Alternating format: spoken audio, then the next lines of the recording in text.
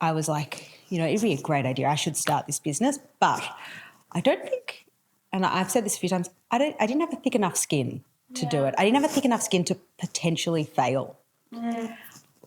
And I think having 2 kids, going through COVID, having another, 6 years of experience in my life and in my corporate life and in, relationships and family dynamics and all of that, I think, I'm a different person to where I was. Yeah. And with my project that I was working on this project for 2.5 years, and unfortunately, without any notice, it was postponed, and it was devastating. Yeah. From a like an industry point of view, but from a personal point of view, when you put so much effort and emotion into something, which I do at work, many of us do, it was devastating. And I thought, do you know what? Maybe it's the right time to pick up this idea. I had never stopped thinking about it. But maybe it's the right time. I've got a thicker skin now. Yeah. If I fail, at least I can say I've done it. And then also, going back to 2.5 years working on a giant project, somebody else pulled the plug. Like, it wasn't your choice to give up. It wasn't your choice to say, no, I'm stopping it. It was like taken away from you. Absolutely. Absolutely. And all of that work, because it was for another business, it went to nothing. Absolutely. You got nothing back from that.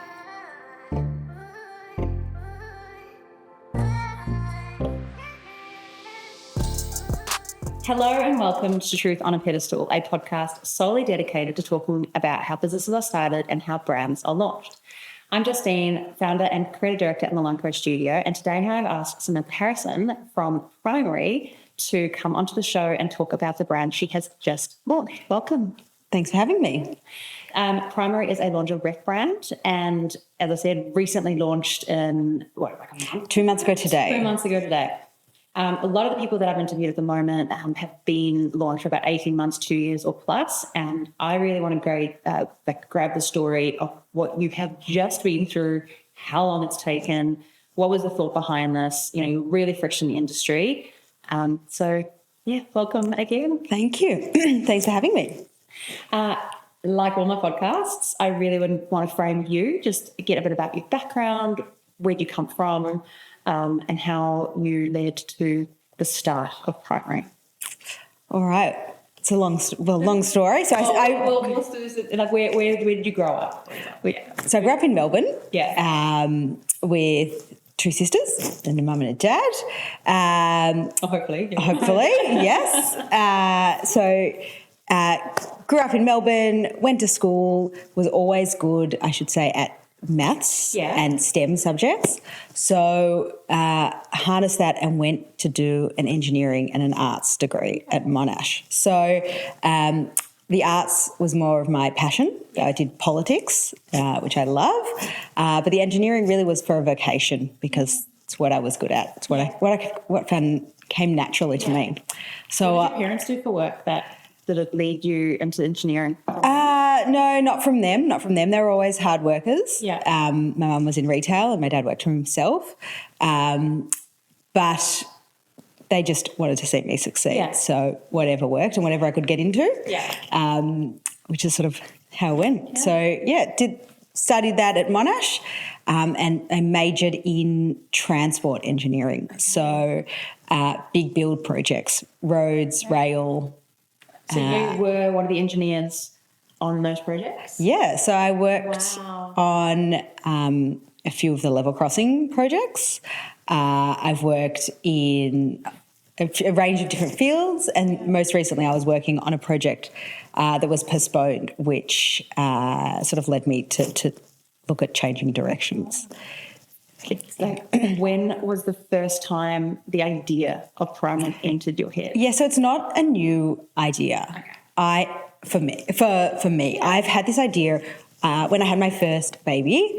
My husband and I and our 6-month-old at the time went on our first trip, went to New Zealand. We drove up and down New Zealand, and I went into a lingerie store in New Zealand, and it was awesome. It was cool product, great service, funky fit out, and I purchased, had a great experience and left going, why does this not exist in Australia? Yeah. Why is buying lingerie such a chore and not a joy? Yeah.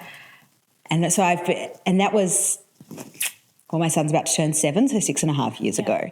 And I've been thinking about it ever since. Yeah. So it was an experience that sparked it. Yeah, definitely. Do you remember the store? I do. It's Lonely Lingerie. You can get pieces here. It's brought in, but they have their own store over there because they're a New Zealand company.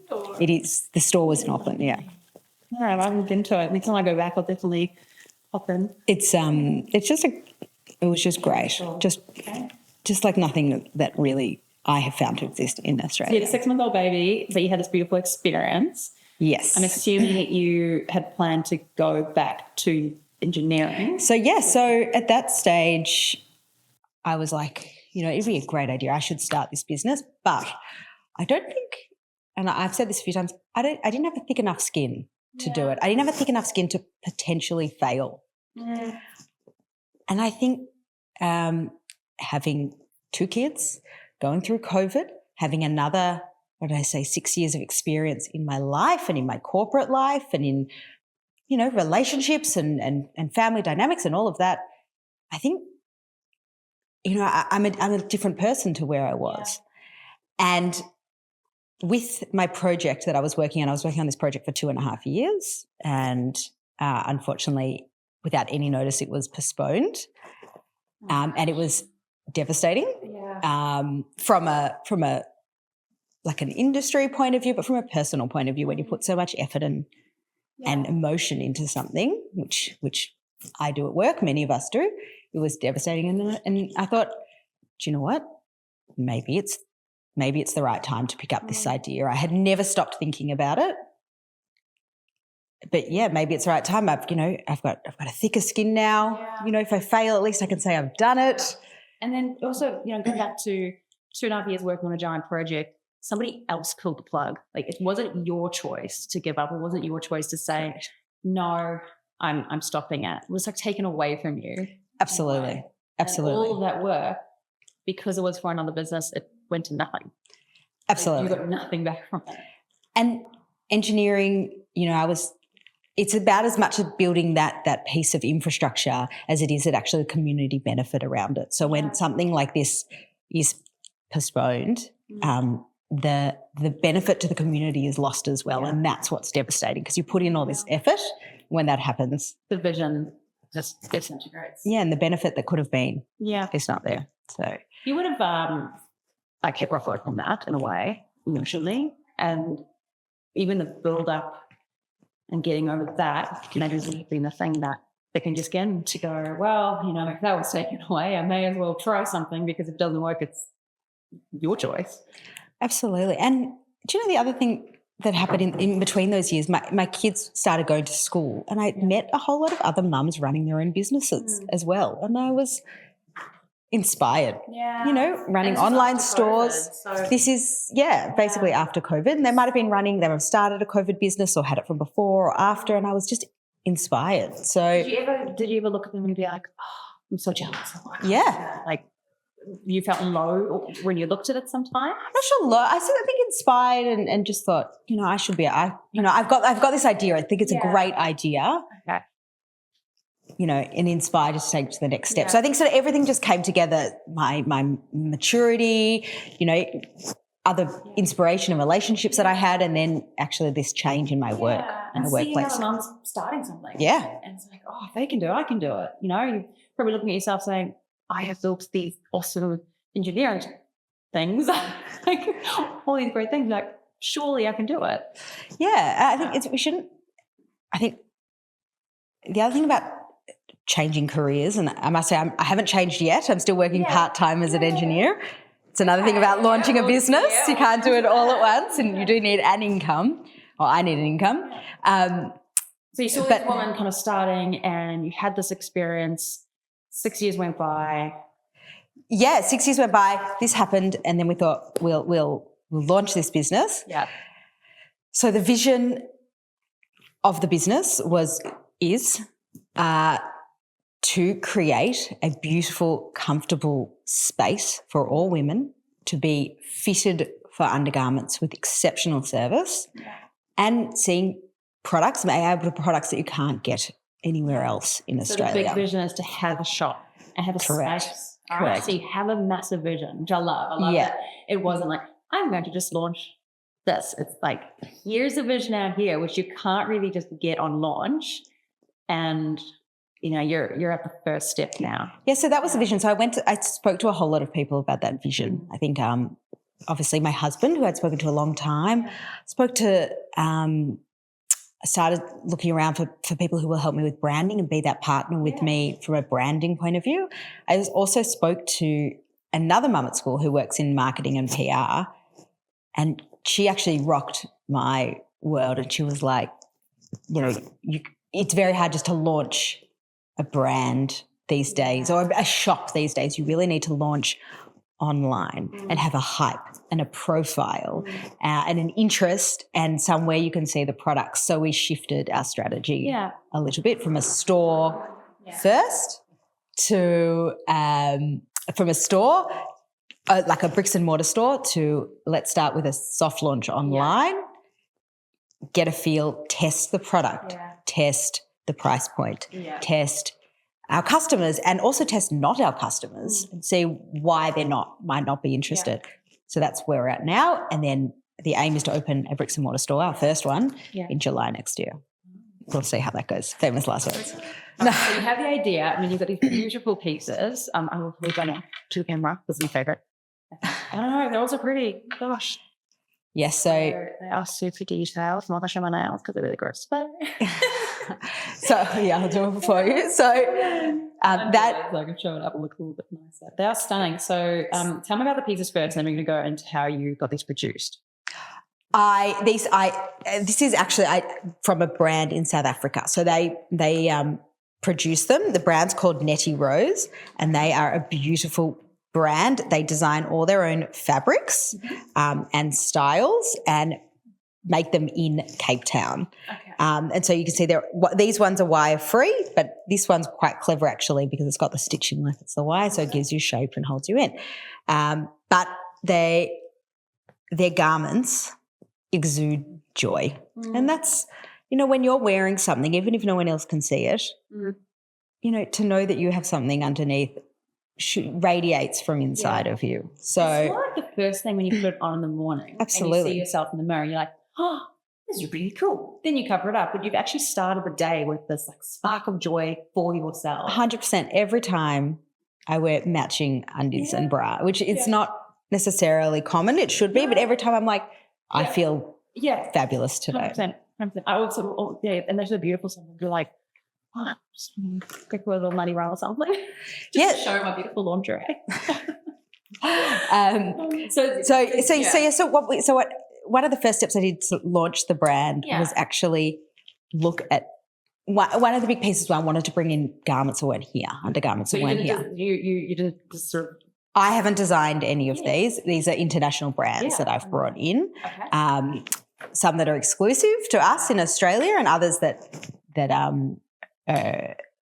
you can buy in other places. So these brands they would never, like they're quite small in the country that they are, or they're established there? They're establishing themselves. Yeah. So part of your idea for the brand is to curate beautiful collections from around the world. Absolutely. It's kind of like Maya or David Jones. Well, even though these have your like branding on them, it's a curated collection, like a designer store. Correct. But the next level. It's a great height, but I like to think of it as almost like a mecca for bras. Yeah. Is actually the easiest way to say. You've given it the tick of approval of this is the quality, this is the feeling. It's not just any brand. Exactly. So that curated approach. So that was one of the things that I did when we decided to launch the brand. I looked at international lingerie shows. Yeah. And went to one in July and met and talked to some of these companies. So that was in Paris, so it was lovely to have an excuse to go to Paris. So I took a few weeks off my other work. Yeah. and went and spoke to these brands and understood where they'd come from, what their idea is from their garments. You know, if they're in Australia, why aren't they in Australia? Do they want to expand? Minimum order, and like from a business point of view, minimum orders and how long it takes to get here and exchange rates and so on the sizes. This one was from Cape Town. Yep. So you're in the hotel. For example, you said that these are from their brand. They are handmade.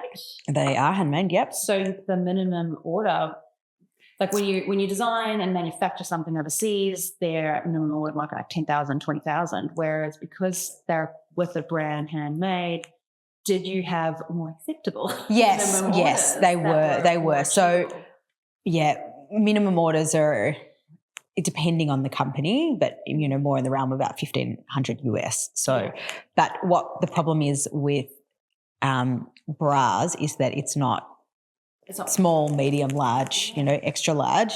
It's a matrix sizing. So actually one of the challenges we have in launching is having a range of sizes and trying to capture as big an audience as possible with a budget and with also having like a range of styles as well. So that's a challenge that we had.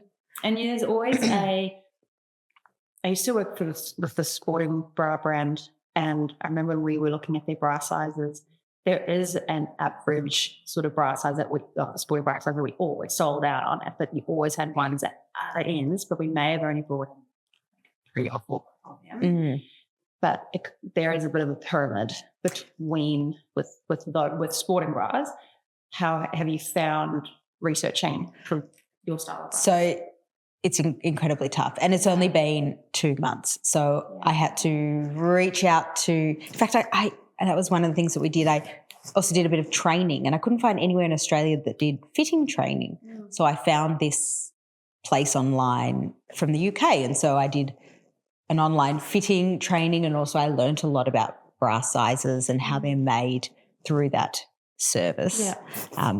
So that's another thing I did in order to, you know, over the sort of past year to get ready to launch the brand, was actually educate myself on the products and the sizing and the way they're made and manufactured. And I went to visit an actual atelier as well. So this brand is called Else. They're made in Turkey.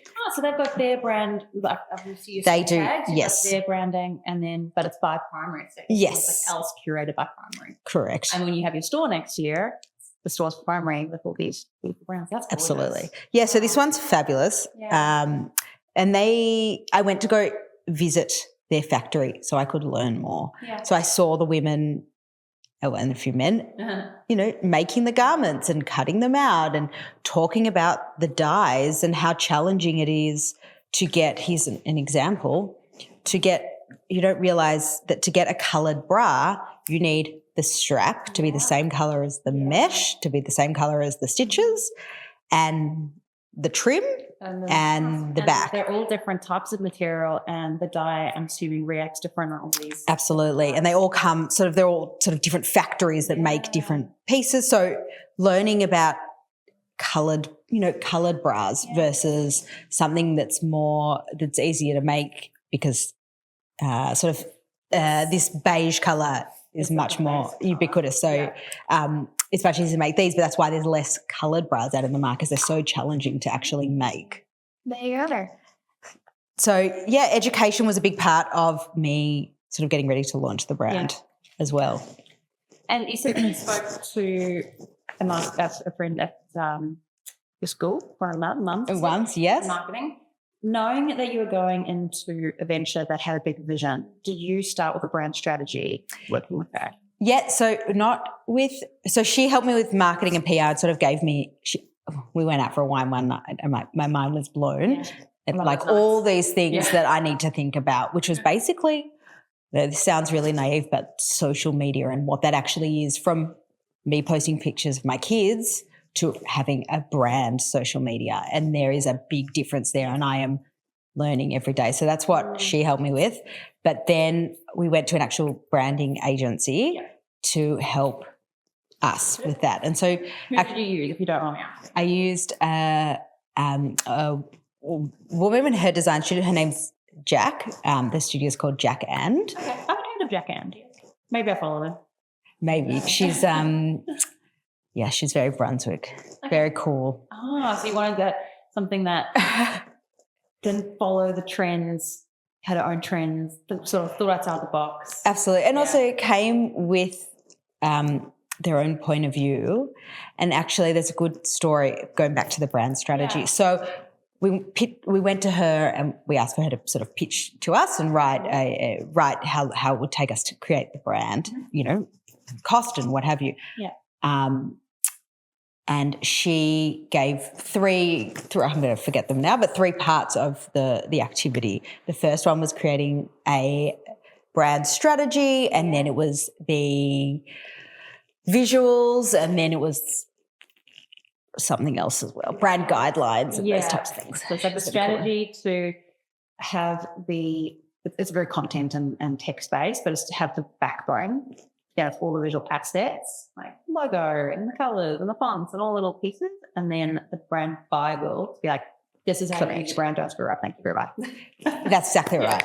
There you go. Yeah. And actually, we went to go talk to her. This is my husband and I. Yeah. We went to talk to her about this proposal, and we said we actually don't want to do the brand strategy. Okay. We'll write the brand strategy and give it to you. Then Jack actually pushed back and she said, no, this is part of making sure that what we're creating fits the market, fits the vision, and is right, basically. And so my husband and I left that meeting thinking, that was interesting to be, the client and we're being pushed back. Yeah. Pushed back towards. And we actually thought about it and thought, you know what, I think that's better. If she's going to come with her own value proposition and say no to us, which is a great thing because this is not my expertise. I have other expertise, engineering. So if she's going to come back to us and have a really frank conversation, say, look, it's really part of the process. If you don't want to do it, I suggest, maybe you look somewhere else. It actually made us respect. That's good. I think her and the agency in the process more. Yeah. And so we ended up going through with it. And so, yes, we created that brand strategy together. Are you glad you did now? Yes, because it made us made me formalize what was in my head and put it onto paper. And now that is my my strategy and my Bible as to what primary is. Yeah.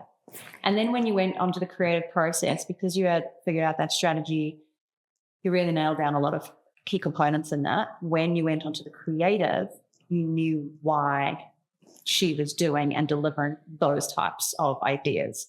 Whereas we don't do a strategy, as a designer, we can create anything. But we're like, do you want neon? Do you want pastels? Do you want neutrals? I don't know, because we haven't done a strategy. We don't know who your audience is. We don't know what your mission is. We don't know what the goal is. So do you find that the strategy helped you guys in decisions in the creative process? Yes, I think so. There was things that were really hard that came out in the strategy. Things like we want a branding that's all ages, cool for all ages. And that's actually quite hard to appeal to a first bra and, a maturing woman. Yeah. And our end goal is to make this a safe space for women of all ages. Yeah. So that's the only choice to buy your first bra for a mother or a father to take their daughter to buy a first bra.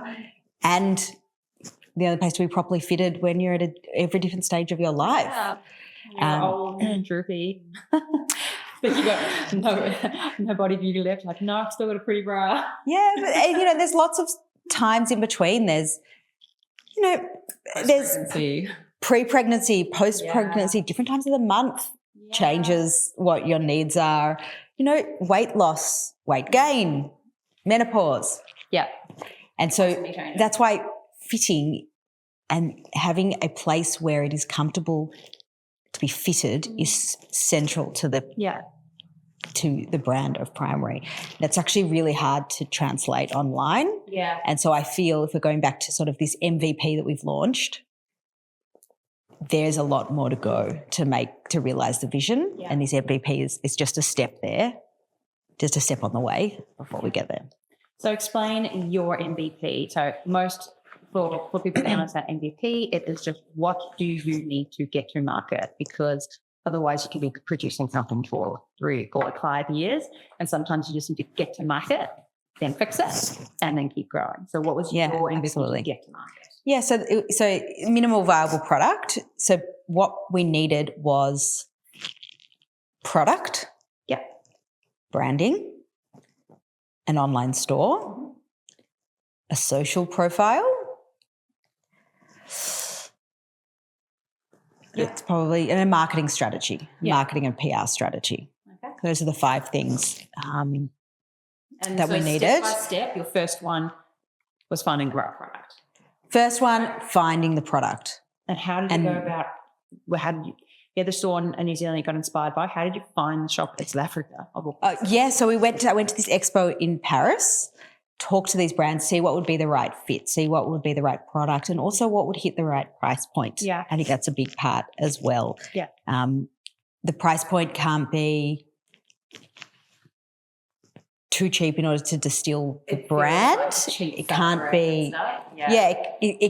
It can't be too expensive that we're going to deter anyone. It has to be this sweet spot, and also we need to have a range within that sweet spot too, because you need to appeal to as many people as possible. So finding product that is within that range, and it just fits with the brand. Interesting in a small capacity in Australia or not in Australia at all yet, and yet just happy to work with us, and we're happy to work with them. And then how long did it take for you to get from meeting them to getting your first sample? So you're going through your branding process, and that sort of comes, I'm assuming, at the same time or after? It was sort of all happening concurrently. So I started to talk, about April last year. So we launched April 7th, and we started really putting the gears into motion about April, May last year. I mean, that's good as well. It can take anywhere between 6 months and 2 years to launch a brand, depending on what it is. But a year is... That's right. I tend to be a very driven person. So if I've got a goal in mind and a date in mind, and that's what engineering you. Yeah, definitely. Strategy, structure, process. Yeah. Well, with getting it done. Everything is timeline and planned, and you just have to stick to it. So you should see my Excel spreadsheets. They're beautiful. Can you fix mine? I keep breaking mine. I make them like, I'm going to break them. I never realised that was a skill until I ran a hen's night once, and all my friends, and I put it all on a spreadsheet, and everyone's like, whoa. And I was like, okay, well, that's a skill that I have. But even, bringing skills, so many people I talk to that launch businesses, they're completely different to what they studied at uni or what they thought they would be. But there's always skills that come from your original career into this. And being on time, knowing your figures, that's such a strong way to launch a brand. So the fact that you did this in a year, congratulations. It's really impressive. Thank you. So you were past your branding, you've got your stock, you've got your branding. Yeah. So it took us about 6 months after we first met to start making the orders. And I think that was a combination of things not being ready. We need to get some money together. Yep. We didn't really talk about that. At the moment, we're all self-funded.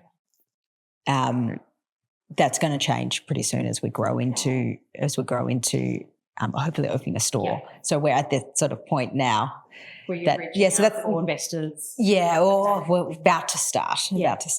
But that's the point of this year, is to actually say to investors or to the bank, whichever way we go, this is what we are. This is our brand. Yeah. This is the evidence that I've had that it's going to work. This is, our figures. Yeah. And this is what I think we can do it for. Whereas if we didn't have this MVP, it would have been a much harder sell. It's just an idea. Yeah.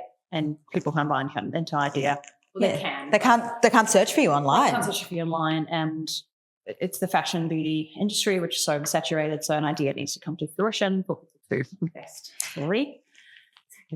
Speaking on investment, how much did you, and you don't have to have a main figure, really roughly ballpark figure for your strategy, branding, that part, because and again, I love the fact that she put back on strategy. It's like building a house without the architectural building. You're like, let's just roughly do it. So what was her really rough cost? Above 10? Yes. Okay. It's a good ballpark, because some people, if they go to a designer and they say, hey, I can do all of your branding for $2,000, it's a red flag. So this is why I want to know the cost. It's the reality of the $2,000 brand logo. Absolutely fine if you're just like testing some stuff, it's side hustle, Etsy. It's like, I just need the logo, some stuff. But you had a big vision and you knew that what you were investing in the beginning was going to pay off at the end. So absolutely, brand strategy, all the assets, the brand Bible. It's just really good to be aware of that. And I was very keen on in this MVP, which overall we had a limited budget for. Yeah. What can we do for this budget to prove that we're a legitimate business? I was always focused on branding being one of the most important markers. It's on everything. Correct. So we're not skimping on that. We're not skimping on our boxes. We're not skimping on our tissue paper. We're not skimping on our beautiful printing from the Hungry Workshop are they also in Brunswick, up in the north? Is this colourful paper? Yes. Oh, look at me. So we're not skimping on these types of things because that's the touch point with the clients. And how can we prove that we're care? Really, it's a care factor, but also you want to be retail ready. You don't want to, when you're going to investors now, if you didn't do it properly, they would think that you are just your side hustle business at the moment. So by becoming retail ready means that you don't have to go back to your branding when you open a store, because that's a big investment. Even when a sign out the front of your store in your logo is thousands of dollars, you want to get that right. Absolutely. And you want to make sure that the touch point with the client is, or our customers is right. So that's the beautiful e-commerce box. Yeah. It's our tissue paper. It's our branding. It's the cards that we've got that we write notes to. Would you like to? That's super cute. And then open it up and put it on the inside. Yes. It's got just little sweet touches which are consistent throughout your brand. And I wanted to touch point. We talked about it's a laundrette. So part of your strategy, part of what you wanted. Talk to me about the tone of voice. Yeah. So tone of voice actually was a lot of part of that strategy. Primary is different from other offerings in the lingerie market. We are not sexy necessarily, or that's not our sole purpose. And we're not cheap and dowdy. We are somewhere in the middle. We are an experience. We are comfortable. We are chic. We are kind and considerate. And it is a place that you need to leave feeling, or that our customers need to leave feeling special, cared for, empowered. And so that our tone of voice needs to match that. Yeah.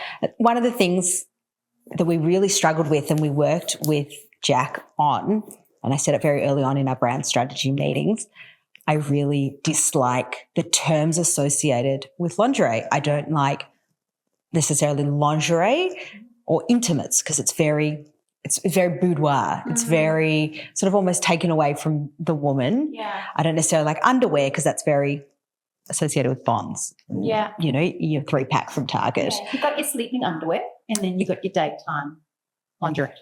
Correct. So we talked a lot about what words we're going to use. Yeah. It's actually an interesting word. So Jack came up with the idea of it being a lingerette. Mm-hmm. So that is part of our branding. Yeah. And we use the word undergarments rather than underwear or actually one of the brands that we launched called Under, it was for kids, and we came up with the brand Undy Things because it was kids. And we're like, we don't want to say underwear and then have kids there. It just feels very intimate. It's like Undy Things. Yeah. It's becoming a word that fits your brand. Exactly. Yeah. It's really not so easy. The problem with it though is the way I'm working out now, which to be transparent is SEO. Yeah. So I've had to sprinkle words throughout my socials, throughout the website, lingerie, bras, underwear, thong, G-string, because otherwise we were just not coming up on any SEO. No, so again, this is what the MVP is about. Yeah, you can't be too unique. Because you can be unique in face-to-face, in the shop, and you're talking to someone, but online, SEO doesn't care for that. SEO is people searching lingerie brand, and you want your brand to come up. They're not going to ever search for your cool unique words. And that's just reality of how the internet works. And yeah, sometimes you launch a brand and you go, all right, we're going to adjust it. That's okay. Yeah, that's exactly right. That's what part of this MVP is, working those things out this year. As I said, trialing the brand, trialing the language, trialing the product, trialing the price point, trialing the service that we have, socials. And you have to use that language in your printed title either. So it's only online for SEO. That's it. That's right. So that was a good sort of problem that we solved in the branding strategy, but not necessarily solved. I think in SEO. Yeah. So taking that feeling, all the values that you created for the brand, how do you translate that into a first photo shoot or video? So back to the MVP, there has been no budget for a photo shoot or a video. Oh, because I've seen beautiful photos. Yes. So when we had to decide what was in, what was out for our original budget, there was no budget for those photos. But also one of the reasons I say we, it's me. I decided, not to go through with the photo shoot was because we had fabulous assets from the brands. So we had, all of the actual product imagery that we could use on the websites. And then we had a lot of their lifestyle photos. The challenge then was to make that primary. Yeah. And you don't need a lot of photos on your website. Correct. When you realise, hang on, there's only for fresh launch, a few banners. You can get away with just a few photos to start. Yeah. And so we talked with Jack at Primary a lot about image treatment and what type of images are a primary image and what type are not, and how to treat them, whether you're blurring, whether you put filters on it, whether you sort of repeat the image. Yeah, even the colour tones. So if you have one image from one brand in South Africa and this one is from another one from Turkey, actually. From Turkey, beautiful images, but different tones. Maybe one used grain. Maybe one was like narrative to field, one was all in focus, and you can manipulate them to create your own library. But it's really good that you guys were aware of that, because if you just put them all up, your brand would look a little bit scattered. Yeah. Wow. That's great that you're reminding me of all the things that we actually went through this year in terms of branding. How many sort of questions came up and decisions that were made that I've now sort of forgotten about. But that was a big part of the brand strategy, was how we're going to deal with all of the images that we had, which were great, beautiful images, and make them look primary. Mm-hmm. So the struggle, which is awesome.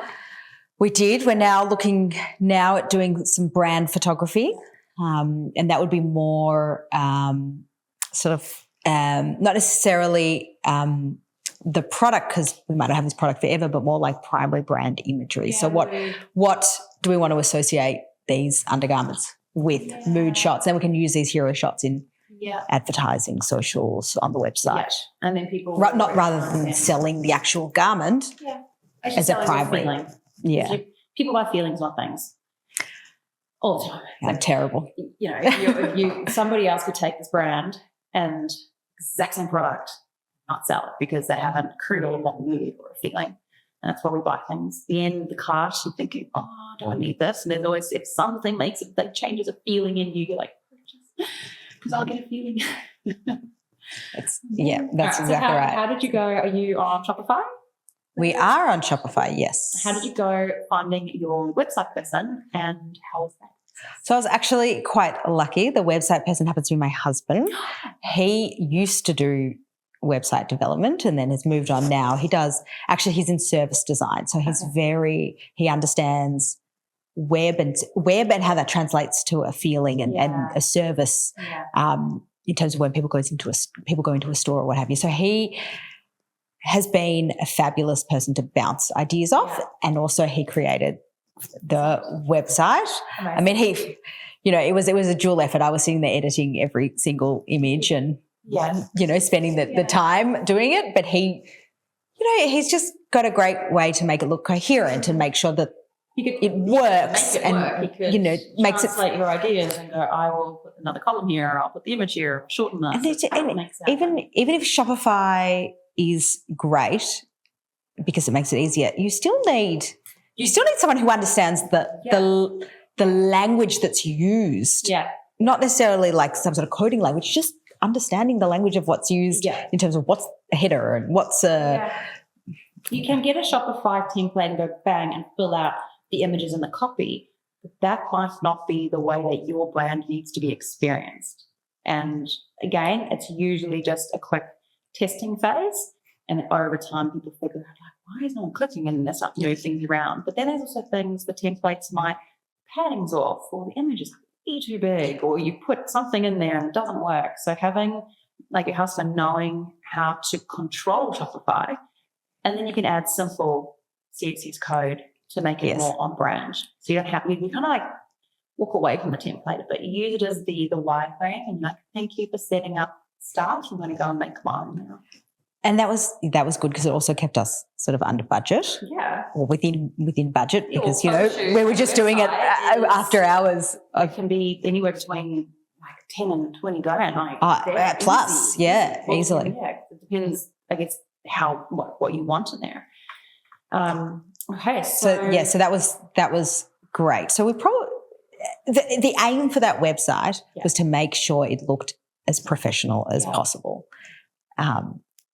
And we were happy. That was the type of feedback once we launched 2 months ago. That was the feedback that we were getting as well. And that, again, that's the window to the customer. You want to look like you really back your brand and you've invested in it, that you have put your all into it, because it just creates trust as well, having that consistency from idea to launch. Absolutely. Yeah, it sets it up for growth as well. I hope so. What did you experience? Take me back to the day you clicked the new password on Shopify. It's very uneventful launching a Shopify site. There's nothing. You're like, remove password, you're live now. Okay. But tell me the experience that you felt when you clicked that little button. So I was very keen to click the button. We ended up getting it on a Tuesday night, I think it was. We removed the password and we sent it around to all of our friends and family and what have you. We've launched. Have a look. Cool. And we also launched with the socials at the same time. So we had a few. So no soft launch. You're like, bang. Make sure you follow us. Make sure you sign up on the website. Send it to your friends. Support. About 20 minutes later. So lots of support. Great. Congratulations. Looks good. Then my brother-in-law comes back with a typo. And I was like, family members. It could have been a friend and I would have been okay. My family. Find an issue. It's always a brother. And you're like, shh. I know. And then here. Jealous I launched something. And it hit here. And then I'm like, no, wait, that's just one typo in a massive amount of work. Focus on all the good feedback that we're getting from everyone. And it was good anyway. He was just being kind, right? But you can focus on it. These days. It meant that someone wrote it. It wasn't written by AI. I'm like, woohoo, a real person wrote this. I love it. Yes, we have not used AI on our website. Well, actually, that was one of the things with writing all the descriptions of the product, which I was finding really interesting, because when I was trying to write the descriptions, there was so many of the same descriptions of these products from other websites around the world. And I was like, no, we need to make this different. You need to make this primary. It needs to be descriptive. It needs to be inviting. It needs to tell stories as to why you should buy that bra, and also the sizes. It's really hard. Talk about, the fitting. Yeah. So, I spent a long time writing every description. But now they're done and you know how to mark them. Now, on to the next brands, though. Which are coming in a few months. Well, did anything go wrong after launch? Like a discount code not working, or things that you could... Links, little hiccups with the website. And then I think that the real learning curve has actually been the socials in terms of them not going How do you feel to plan. How do you feel about social media? It's not easy. It is a beast. Yeah. And I've talked about Alex, our mum, who's helping me with marketing and PR. And she said to me at this time we had some wine, she was like,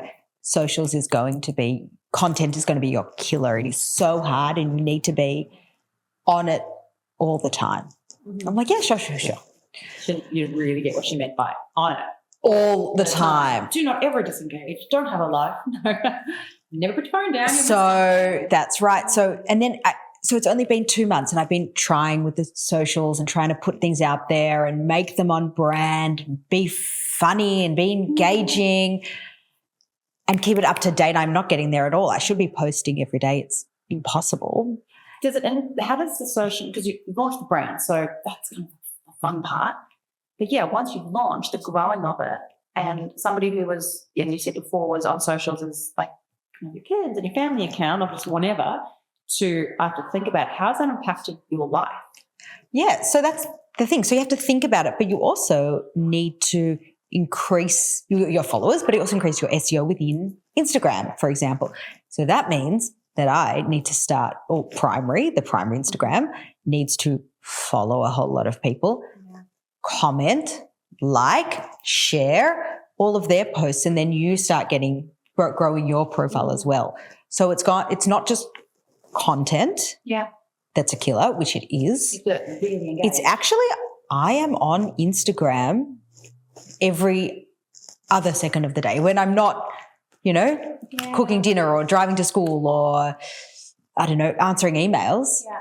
I'm on Instagram trying to comment and like and share so that people get an understanding. And it's working. Yeah. It is working. My follow count's going up and, slowly but surely. It is sad that we're trending in the right direction. That my bus is gone. It's not sad. I shouldn't say sad, but I know so many people that don't love it. I can't switch off, but it's how I built my brand. And it is like I'm on so much as well.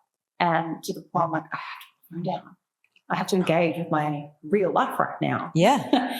And when you disengage from Instagram for a day or two, you pick it up like, oh, you missed stuff, or I should have posted that thing, and no engagement. And it affects our business. And as a small business, you can't avoid it. So what else can you do to create awareness in the brand? Word of mouth. But it's a great question. I don't know the answer to it yet. Yeah. We are going to, so the moment, sort of part of this MVP, it's sort of been a soft launch. So we just sort of turned the website on and turned the socials on. Yeah. We've had people buying and that's great. I think the next thing that we're going to do is a bit of brand photography, as I said, but also a launch event. Yeah. So, maybe a beautiful long lunch, influencers, bit of gifting, maybe bring some journalists in and try and launch the business. But again, that's all on socials. That exists only in socials, in those people in that moment sharing that day's activities and then growing the social followers and then growing the hits to the website from there. I just think it's because old school advertising and marketing is that stronger these days, like having a mail drop in a billboard. Imagine, like, it'll be good to engage that and say, I'm going to put all my money into prime billboards and some mail, like citywide mail drops compared to all the money to Google ads. I'm not a performance marketing, but in my head, if something landed on my desk and I had this piece of paper that was primary, I would, wow, that's cool. I've actually got something in my hands. I haven't had that for a while. And I would, if it was on people paper and stuff, I would leave it there and kind of be there more than when I'm avoiding social media. I don't know. That's interesting. Watch the space. I think feeling old marketing might come back. Well, bill posters, old school bill posters, I look at them all the time. Yeah. So it's something I'm thinking might be right, but we need that brand photography to get there. Yeah. They're cool. I mean, they've always been cool. Yeah. I was thinking somebody can hold something in their hand and then they take it into their house. And it's sitting in their house and I keep staring at them. That is what can you create that is in someone's home? Mm. It's so much more intimate in their space than on social media. And that was old school marketing somehow. I agree. I'm not talking about we don't need more cans. Something else. I agree. But if I've got, Alex's voice in my head. She's like, it's all on socials. Yeah. It's all on socials. And a bit of print magazines and, Sunday Life magazine in The Age or The Good Weekend or something like that. There's a bit of that, but then that is only, it exists in someone's house for a few days. Then it goes. Whereas if you get into, in fact, we were lucky enough to be in Harper's Bazaar 2 weeks ago. Congratulations. Thank you. Amazing. And it's because you were a retail reading, you did everything properly. It was pretty exciting. We were in this list that they did online, but that gives us brand recognition. It always associates us. We're always online when associated with that article in Harper's Bazaar as well, which is good for your brand. Yes. Because when you launched, did you sign up to a PR agency, marketing? Who's doing your PR marketing? Just his other mum, Alex. Okay. So yeah. So she's doing the PR. Yep, she's doing. And we have her friend, Kat, and they're working it together. She's doing more of the sort of marketing, but she just had a baby. But yeah, it's just one of those things, there isn't a massive budget for marketing and PR. You need someone you can work with and trust and, have a go and get it to where it can be for that budget. And then as part of the MVP, and then when we grow, think about a proper budget for what that will be. And the fact that you're working with huge. You had a baby, you're a small brand. A lot of the brands that we launched, they think, do you know any marketing agencies? And I always want to be, I do. I always want to have a list of mums that have had babies that kind of just want to do 20 hours a week and they're really good at what they do, because I feel like those are the people that help the brands at launch, where you don't need a marketing person. You need someone with some industry experience. And I'll say she's done more than just the marketing and PR. She's taught me a lot. Yeah. So in the small budget that I've given her, there's been so much benefit to me, not just by the work that she's done, but by teaching me how it goes, how the machine is fed. Yeah. And it's been very valuable to me in starting this business. She's been a real partner. Yeah. And you say that you still are working as an engineer.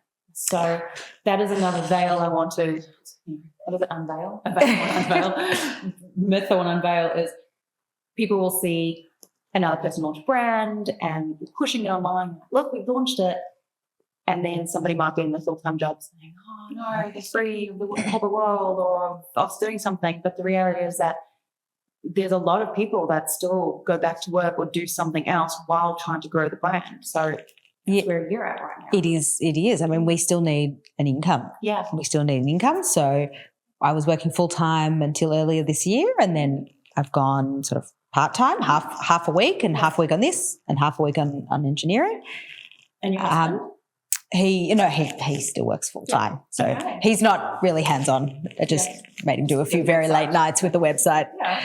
I'm sure he'll be there, and you're like, we've got a lot of boxes to pack tonight. Yeah. He'll be there.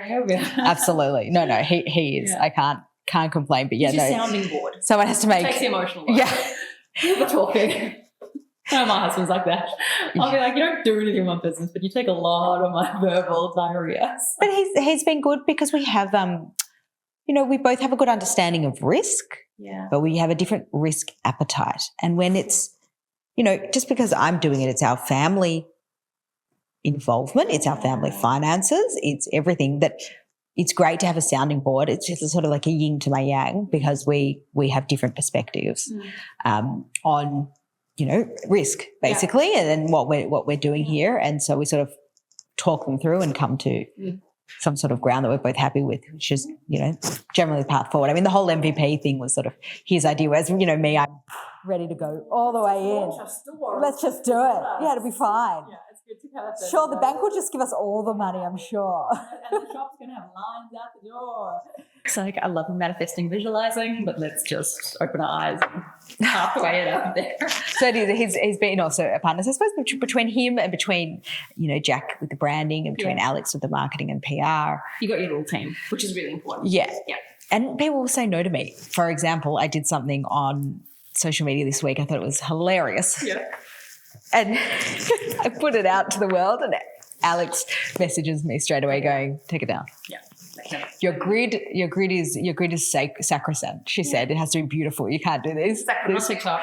Yeah, Which and remove it from the grid. This grid needs to look beautiful.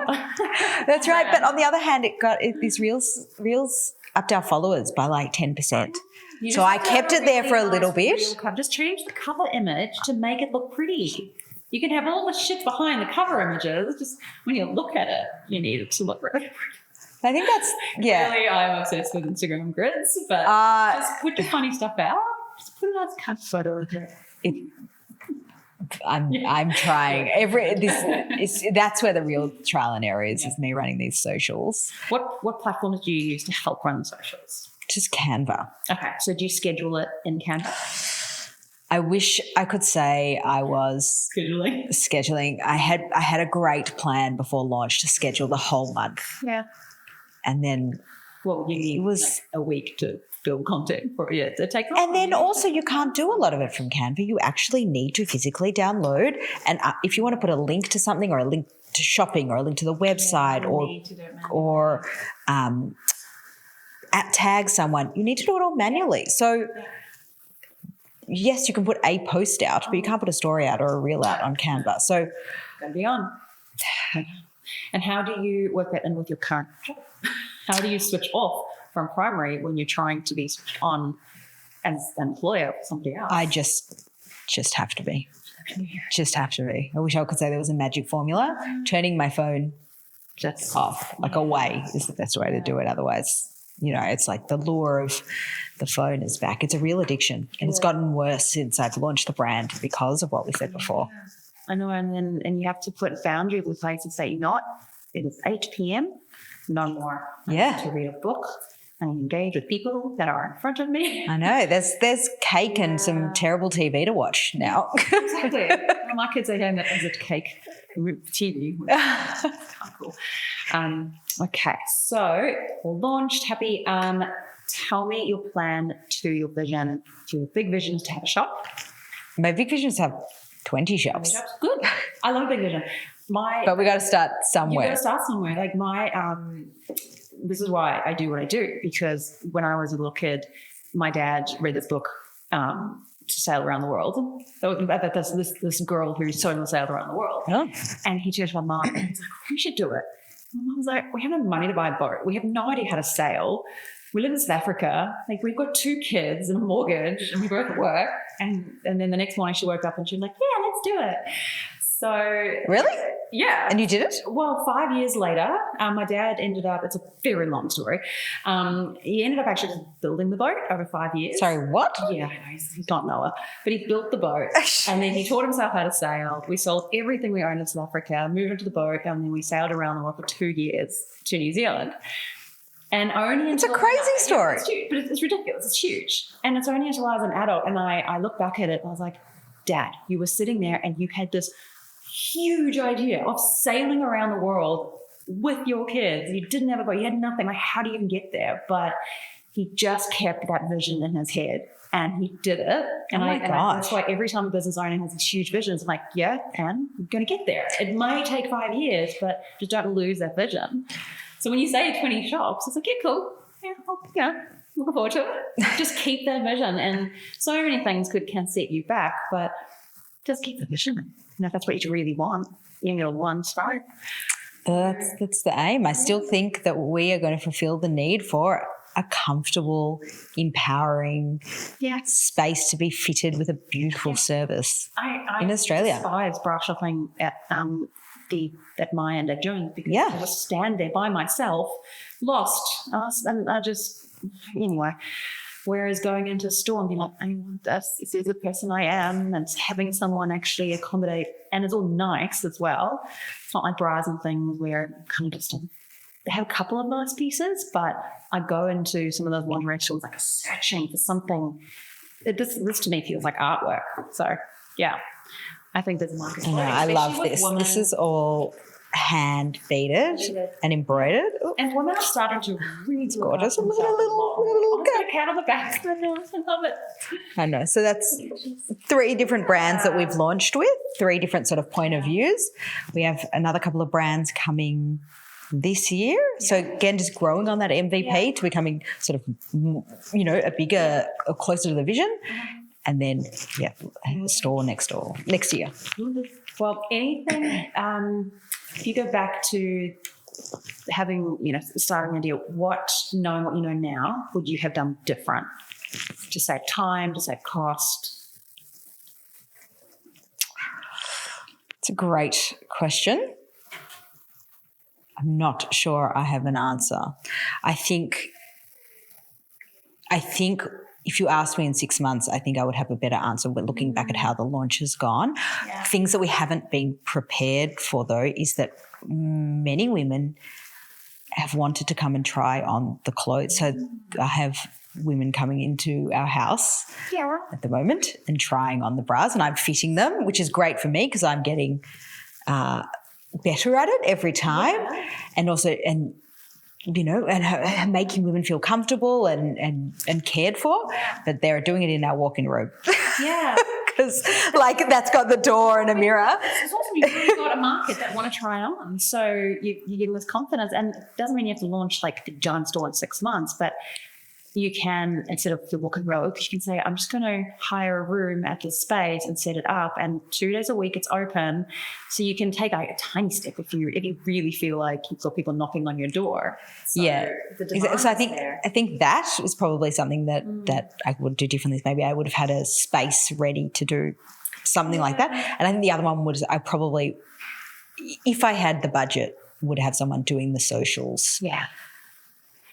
Every week, or putting something out, a couple of times a week for us, but there's not that budget there. No, and also you want to almost create the vibe of your social, so when somebody comes on board, they maintain what you've been doing and then add their touch to it. Yeah. So there is that battle. It's similar with the branding and the terms I use in the SEO. There's the battle on the socials as well between what is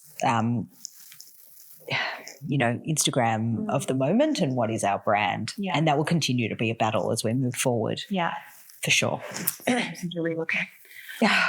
Wow. Well, I so enjoyed discussing your brand. Is there anything else that you feel that you wanted to talk about or express or say about this business and your life? Any advice for people starting? Well, I think taking it down to an MVP that you can achieve. And I heard that, was it Beth who said that? No. It was, I'm going to bring blank now. Laura. From the Startup Coach. Yeah. So I heard Laura talk about the MVPs when I was listening. Talk about it enough. And she's right. The old adage, and I learned that this from engineering, is how do you eat an elephant? One bite at a time. That's right. Yeah. And eventually the poor elephant is gone. But eventually we've met our goal at 20 shops. There might be some setbacks and, maybe need to go to sleep and start again eating. But whatever it is, take it slowly every day. And I think that's some of the maturity that I didn't have 6 years ago when I thought about this, that I have from, 6 more years of a corporate career. Yeah. And other people have done it. Every single brand out there that has over 20 shops, I know that Age just boomed in the last year. Huge. But they started with one shop. The Cuba started with one shop. I'm just naming random shops now. Even Glycine started with one shop in New Zealand. Oh, really? Yeah. I didn't know that sure from New Zealand brand. Hope they are. Otherwise, I'm like an idiot. Everyone's starting somewhere. One shop, and they were always, and every single business idea started with one person or two people. Do you know? I remember going into Mecca in South Yarra as a teenager, desperate to buy a NARS or Stilla. It was their first store. I saved my pocket money to buy, it was the Stilla concealer as a teenager, and look at them now. They started somewhere. Yeah.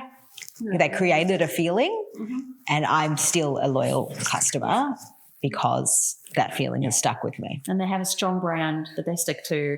It's all aligned, and you've started with that. So, congratulations. Oh, thank you. Many steps to go, but I'm looking forward to watching it. And I'm definitely going to purchase some of the beautiful ones. I might look online at the other everything. Much more. Thank you so much. And thank you for having me. I hope I can help someone else. I so enjoyed hearing, just the journey to your launch 2 months ago. I'm going to try and edit this podcast as quick as I can, so I'm not like, hey, that was a year ago podcast. I'll check in with you in a year's time. When you open your first store, invite me and I'll do it all. She did. Yes. I would love to. Well, thank you again. This is Truth on a Pedestal with Samantha, or like with Sam from Primary, and I am Justine from Mindful Studio. Thank you.